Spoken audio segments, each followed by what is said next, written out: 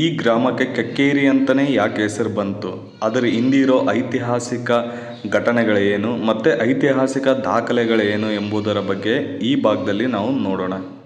ಗ್ರಾಮಕ್ಕೆ ಕಕ್ಕೇರಿ ಅಂತ ಹೆಸರು ಬರಲಿಕ್ಕೆ ಕಾರಣನೇ ಡೋಹರ ಕಕ್ಕಯ್ಯ. 12ನೇ ಶತಮಾನದಲ್ಲಿ ಏನು ಕಲ್ಯಾಣ ಕ್ರಾಂತಿ ಆಗುತ್ತಲ್ಲ, ಅಂಥ ಸಂದರ್ಭದಲ್ಲಿ ಡೋಹರ ಕಕ್ಕಯ್ಯನವರ ಐಕ್ಯ ಸ್ಥಳ ಈ ಕಕ್ಕೇರಿ ಅಂತ ಹೇಳ್ತಾರೆ. ಡೋಹರ ಕಕ್ಕಯ್ಯನವರ ಈ ಏನು ಗುಡಿ ನೋಡ್ತಿದೀವಲ್ಲ ನಾವು, ಈ ಗುಡಿಯೊಳಗೆ ಕೆಲವೊಂದಿಷ್ಟು ಶಾಸನಗಳು ಅದಾವ. ಈ ಶಾಸನಗಳು ಇಲ್ಲಿರೋ ಇತಿಹಾಸನ ಎಷ್ಟು 12ನೇ ಶತಮಾನಕ್ಕೆ ತೊಗೊಂಡೋಗ್ತಾವ.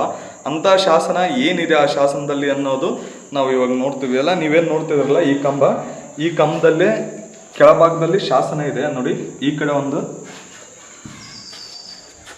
ಈ ಭಾಗದಲ್ಲಿ ಮತ್ತು ಈ ಭಾಗದಲ್ಲಿ ಮತ್ತು ಆ ಕಂಬದಲ್ಲಿ ಶಾಸನ ಇದೆ.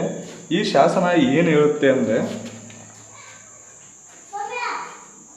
ಇದು ಕಲ್ಯಾಣದ ಚಾಲುಕ್ಯ ಅರಸ 3ನೇ ಸೋಮೇಶ್ವರನ ಕಾಲದ ಶಾಸನವಾಗೈತಿ. ಈ ಶಾಸನದಲ್ಲಿ ಮಲ್ಲಿದೇವರಸ, ಕಕ್ಕೇರದ ಬೊಮ್ಮನಾಯಕ ಮತ್ತು ಮಾದನಾಯಕರು ರೇವೇಶ್ವರ ದೇವರ ಅಂಗಭೋಗ ಪೂಜೆ ಪುನಸ್ಕಾರಗಳಿಗೆಂದೇ ಬ್ರಹ್ಮರಾಶಿ ಪಂಡಿತರಿಗೆ ಸಾಮಾನ್ಯವಾಗಿ ಮಂಜನ್ನ ಕೋಲಲ್ಲಿ 26 ಮತ್ತರ ಭೂಮಿಯನ್ನು ದಾನ ಬಿಟ್ಟ ವಿಷಯ ತಿಳಿಸುತ್ತದೆ.